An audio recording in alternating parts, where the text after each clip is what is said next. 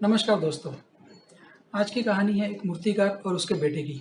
एक बार की बात है, एक गांव में एक मूर्तिकार रहा करता था। वो काफ़ी खूबसूरत मूर्तियाँ बनाया करता था और इस काम से वो अच्छे पैसे भी कमा लेता था। उसका एक छोटा बेटा था। इस बच्चे ने बचपन से ही मूर्तियाँ बनाना शुरू कर दिया था।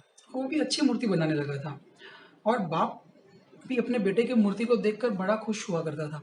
लेकिन हर बार मूर्ति में कुछ ना कुछ कमियाँ निकाल दिया करता था। वो कहता था कि बहुत अच्छा किया है, पर अगली बार इस कमी को दूर करने की कोशिश करना। बेटा कोई भी शिकायत नहीं करता था। वो अपने बाप की सलाह पर अमल करते हुए अपनी मूर्तियों को और बेहतर बनाने की कोशिश किया करता था। इस लगातार सुधार की वजह से अ, बेटे की मूर्तियां बाप की मूर्तियों से भी अच्छी बनने लगी और एक समय ऐसा आया कि लोगों ने बेटे की मूर्तियों को ज़्यादा पैसा देकर खरीदना शुरू किया, जबकि बाप की मूर्तियां वही पहले वाले दाम में बिकती थी। लेकिन बाप अभी भी बेटे की मूर्तियों में कमियां निकाल देता था, लेकिन बेटे को अब ये अच्छा नहीं लगता था। वो बिना मन के अपनी कमियों को मान लेता था और सुधार कर देता था। एक दिन ऐसा भी आया कि जब बेटे के सब्र ने जवाब दे दिया।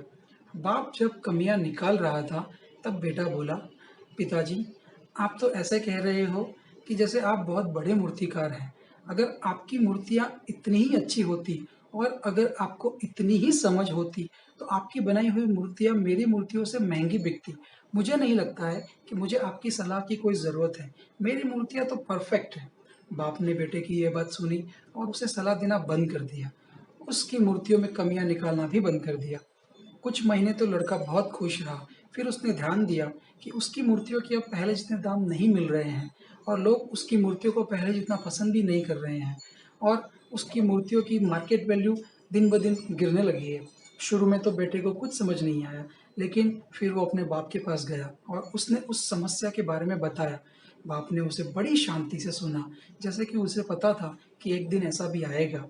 बेटे ने इस बात को भी नोटिस किया और बोला, क्या आप जानते थे कि ऐसा होने वाला है?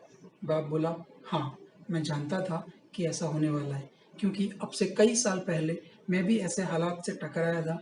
मैं भी इन्हीं परिस्थितियों से गुजरा था। बेटे ने सवाल किया, तो फिर आपने मुझे समझाया क्यों नहीं? बाप ने जवाब दिया, क्योंकि तुम समझना नहीं चाहते थे। मैं जानता हूँ कि मैं तुम्हारी जितनी अच्छी मूर्तियाँ नहीं बनाता और ये भी हो सकता है कि मूर्तियों के बारे में मेरी सलाह गलत हो और ऐसा भी नहीं है कि मेरी सलाह की वजह से ही तुम्हारी मूर्तियाँ अच्छी बन रही हैं।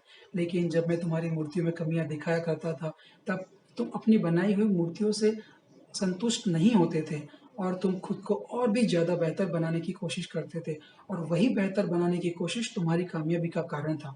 लेकिन जिस दिन तुम अपने काम से सैटिस्फाइड हो गए और तुमने ये मान लिया कि इस काम में और बेहतर होने की गुंजाइश नहीं है, बस उसी दिन से तुम्हारी ग्रोथ भी रुक गई।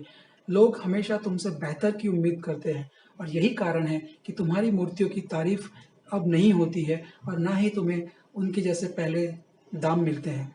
बेटा कुछ देर तो चुप रहा, फिर उसने सवाल किया, तो मुझे अब क्या करना चाहिए? बाप ने एक लाइन में जवाब दिया, असंतुष्ट होना सीख लो और मान लो कि तुम में और बेहतर होने की गुंजाइश बाकी है। यही एक बात तुम्हें हर बार आगे बेहतर होने के लिए प्रेरित करती रहेगी और तुम्हें हमेशा बेहतर बनाती रहेगी। दोस्तों, इस कहानी से हमें ये शिक्षा मिलती है कि स्टे हंग्री, स्टे फुलिश। जब तक तुम अपने काम से डिससैटिस्फाइड होना नहीं सीख लोगे, जब तक तुम अपने आप से और बेहतर बनने की एक्सपेक्टेशंस नहीं करोगे, तो तुम लाइफ में ग्रो नहीं कर पाओगे। Day by day, month by month, year by year अपनी एक्सपेक्टेशंस को रीजनेबली राइज करो। कल जो किया है उससे और ज़्यादा बेहतर आज करने की कोशिश करो और आने वाले कल में आज जो किया है उससे भी ज़्यादा बेहतर करने की कोशिश करो। डेफिनेटली आप अपनी लाइफ में ग्रो करोगे। आज के लिए इतना ही। मिलते हैं अगले वीडियो में।